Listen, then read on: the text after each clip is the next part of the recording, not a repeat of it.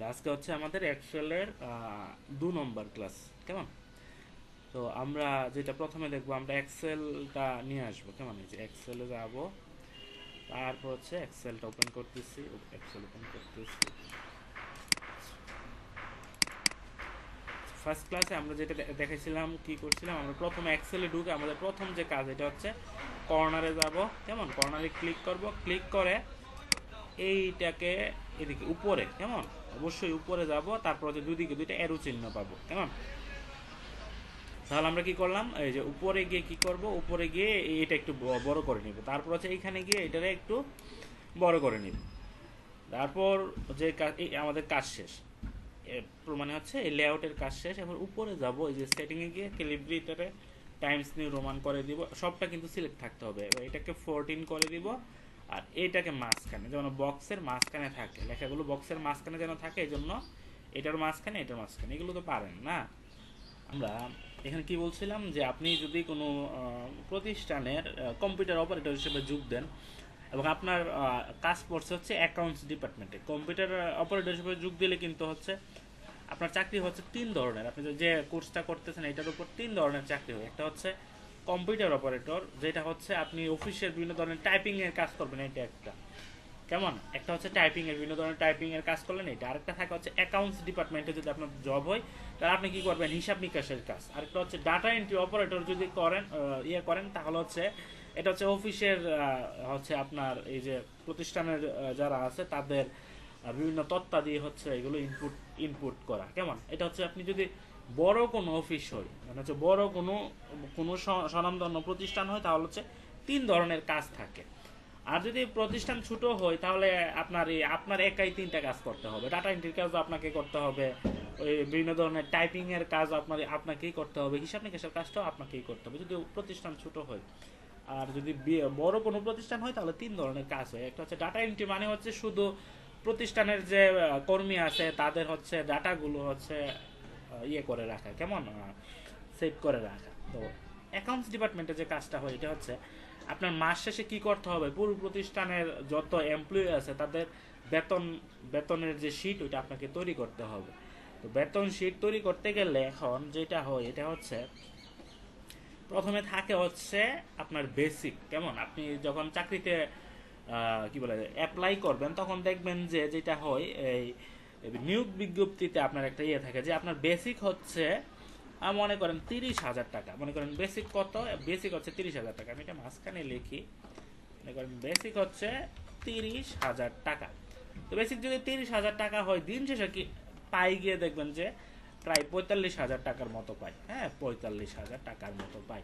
Basic 30,000, but দিন শেষে বেতন পাই কত, 45,000।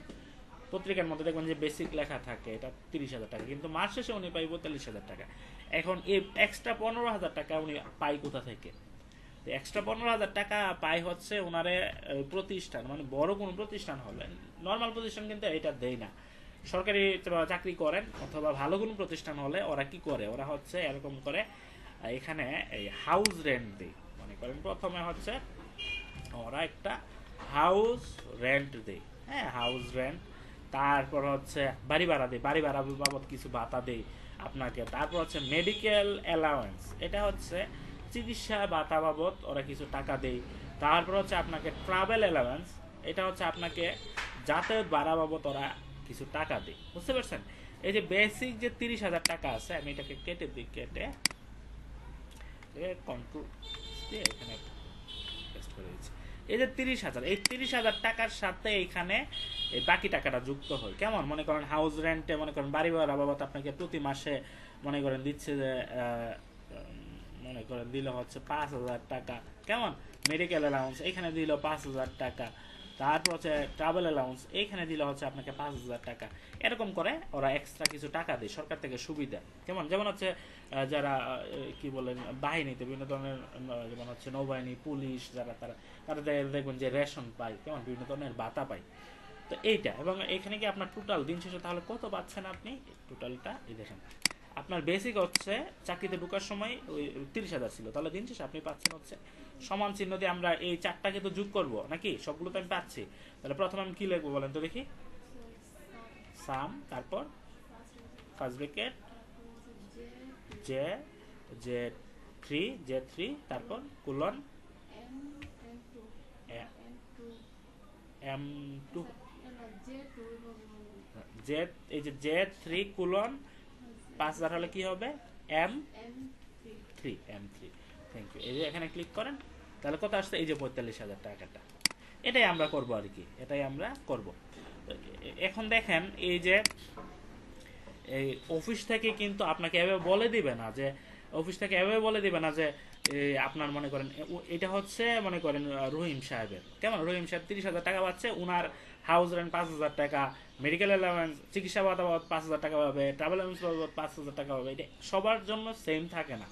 মনে করেন এটা হচ্ছে হারুন সাহেবের, বা হচ্ছে এটা কি, এটা হচ্ছে সাকিব আল হাসান, এখানে কি আছে, এটা হচ্ছে হারুন সাহেব 30,000 টাকা পাচ্ছে, তো উনি 5,000 টাকা হচ্ছে বাড়ি ভাড়া বাবদ পাচ্ছে, চিকিৎসা ভাতা বাবদ এত পাচ্ছে এটা। এখন উনি হচ্ছে ব্যাংকের ম্যানেজার, মনে করেন আপনি ব্যাংকে জব করেন, তাহলে উনি হচ্ছে ব্যাংকের ম্যানেজার, তো উনি বাড়ি ভাড়া বাবদ যত পাবে, ব্যাংকের যিনি অফিস সহকারী আছে বা একদম নিচে যারা আছে, যেমন হচ্ছে কি বলে পিউন যারা আছে, পিউন মনে করেন পিউন কত পাচ্ছে, মনে করেন পিউন পাচ্ছে হচ্ছে বেতন হচ্ছে দিন শেষে 10,000 টাকা পাচ্ছে, 10,000 টাকা পাচ্ছে, তো পিউনও কিন্তু বাড়ি ভাড়া বাবদ 5,000 টাকা পাবে না, কি বলেন, পিউন কিন্তু কম পাবে। তো কি পিউন কত পেতে পারে, 2,000 টাকা বা হচ্ছে 1,000 টাকা বাড়ি ভাড়া বাবদ পেতে পারে, এইটা হচ্ছে পেতে পারে। এখন অফিস কিন্তু আপনাকে এভাবে বলে দিবে না যে যিনি পিউন আছে উনি 2,000 টাকা পাবে, আর যিনি ব্যাংকের ম্যানেজার উনি পাবে 5,000 টাকা, এটা এভাবে বলে দিবে না। এটা হচ্ছে একটা পেছানো একটা ব্যাপার হয়ে যাবে। প্রতিষ্ঠান আপনাকে বলে দিবে এরকম যে ব্যাপারটা হচ্ছে এইখানে যেটা দেওয়া আছে বলতেছে এইট শ্রেণ বাড়ি ভাড়া বাবদ এই যে উনি যত টাকা পাচ্ছে এটা 40%, কেমন, এটা 40% উনি বাড়ি ভাড়া বাবদ পাবে। আমি কি ব্যাপারটা বুঝতে পারছি? এই যে 30,000 টাকা মানে যত টাকাই পাচ্ছে, যে যতই পাচ্ছে, ওইটার 40% উনি কি পাবে, বাড়ি ভাড়া। তারপর হচ্ছে চিকিৎসা ভাতা বাবদ কত পাবে, 10%। আর ট্রাভেল অ্যালাউন্স মানে যাতায়াত ভাতা বাবদ পাবে হচ্ছে 5%। আমি একটু এটা করি, তারপর হচ্ছে আপনি বুঝতে পারবেন। আমি এটা লেখাটা শুরু করি। মনে করেন এটা হচ্ছে তার বেসিক স্যালারি। এইটা এইখানে গিয়ে তার নাম দিচ্ছে, যেমন আপনি একটা ইয়ে তৈরি করতেছেন, কি বলে ডেজিগনেশন, তো এখানে আমি নাম দিয়ে দিচ্ছি হারুন সাহেব, মানে প্রতিষ্ঠানের মধ্যে যারা যারা আছে তাদের নাম লিখতেছি, বাসির, তারপর হচ্ছে কারিম, তারপর হচ্ছে দুলাল, হচ্ছে ইয়াসিন, তারপর হচ্ছে ফারুক, তারপর হচ্ছে কাবির। আচ্ছা, ডেজিগনেশন এখানে যাচ্ছে যে ইনি হচ্ছে জিএম মানে হচ্ছে জেনারেল ম্যানেজার, তারপর হচ্ছে ডিজিএম মানে হচ্ছে ডেপুটি জেনারেল ম্যানেজার, ওনার থেকে ওনার ইয়ে কম, তারপর হচ্ছে ম্যানেজার, তারপর হচ্ছে অফিসার, তারপর হচ্ছে ইনস্ট্রাক্টর, তারপর হচ্ছে অপারেটর, তারপর হচ্ছে অ্যাসিস্ট্যান্ট। হ্যাঁ, অ্যাসিস্ট্যান্ট। আচ্ছা, এখন উনি কত পাচ্ছে, উনি পাচ্ছে হচ্ছে 30,000, তারপর যিনি উনি পাচ্ছে 26,000, তারপর যিনি পাচ্ছে উনি হচ্ছে 20, 1, 2, 3, তারপর হচ্ছে 18, 1, 2, 3, তারপর 12, 1, 2, 3, তারপর হচ্ছে 10, 1, 2, 3। এর মধ্যে কোথাও একটা প্যাচ লাগাইছি, 30, 26, 20, 18, 15 লিখি নাই, তাহলে এটা ধরে এইটার ধরে টান দিয়ে ধরে নিচে নিয়ে নেব, অনেক সময় এরকম হবে। তারপরে এখানে কি দিব, এখানে দিব হচ্ছে 15,000, এই যে 15,000 দেয়নি। এখন অঙ্কটা যেভাবে হবে, এই যে এখানে কি বলছে যে হচ্ছে হাউস রেন্টটা পাবে হচ্ছে মূল বেতনের কত পার্সেন্ট, 40%। তাহলে প্রথমে সমান চিহ্ন দিব, তাহলে মূল বেতনটা আছে কোথায়, এখানে মূল বেতনের কত পাবে, 40%। তো মূল বেতনের পার্সেন্ট দেওয়ার জন্য সময় আমরা কি করি, একটা গুণ চিহ্ন দিই, তাহলে কত পার্সেন্ট, 40%। কত টাকা পাচ্ছে, 12,000 টাকা পাচ্ছে।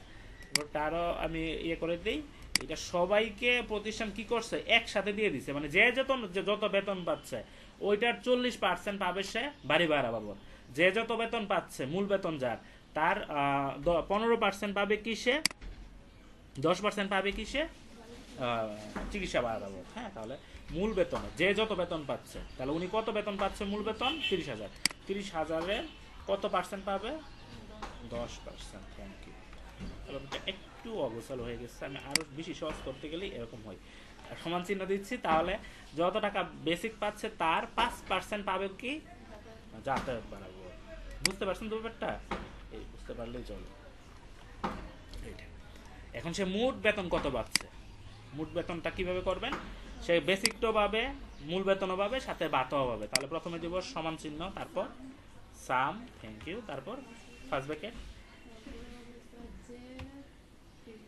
J3 কোলন M3, এই তো হয়ে গেছে। এই যে এখন আমি বাকিদের এটা কিভাবে বের করব, বাকিরা কত টাকা বাড়ি ভাড়া বাবদ পাবে, এই দেখেন এখানে ক্লিক করব, টান দিব, এভাবে বের হয়ে গেছে। তো উনি কত পাচ্ছে, উনি হচ্ছে অ্যাসিস্ট্যান্ট, সবচেয়ে নিচে যিনি, উনি পাচ্ছে মাত্র 4000 টাকা। কেমন? তো এটা আপনি এভাবে করতে পারেন, আপনি চাইলে এটারে এই সবটাকে এভাবে টান দিবেন, ধরবেন। একটু জটিলে যাচ্ছি দেখেন, এইভাবে আমি ধরতেছি, চারটা কিন্তু সিলেক্ট। এবার আমি নিচে যাব, সবগুলো একসাথে বের হয়ে যাবে। কেমন? এভাবে যদি বের করতে সমস্যা হয় তাহলে এই এভাবে সিঙ্গেল করেও বের করতে পারেন। ওইভাবে করলে সময় কম লাগবে আর কি। তো এভাবে করবেন। তো দেখেন এখন এক্সেলে কত সহজ হয়ে গেছে। এমনিতে যদি আমরা হিসাব করতাম, এখানে যদি 1000 বা 1500 ইও থাকতো, কি বলে এমপ্লয়িও থাকতো, সবারটাই এক ক্লিকে বের হয়ে যেত। বুঝতে পারছেন? আপনি প্রথম জনেরটা বের করতেন, বাকিদেরটা এমনিতেই বের হয়ে যেত। তাহলে এক্সেলের সুবিধাটাই হচ্ছে এটা। তো আপনার নর্মালি করতে যদি আপনার 5 ঘন্টা লাগে, এটা করতে 15 মিনিট লাগবে। এক্সেলের সুবিধাটাই হচ্ছে এটা। এটা বুঝতে পারছেন তো ব্যাপারটা?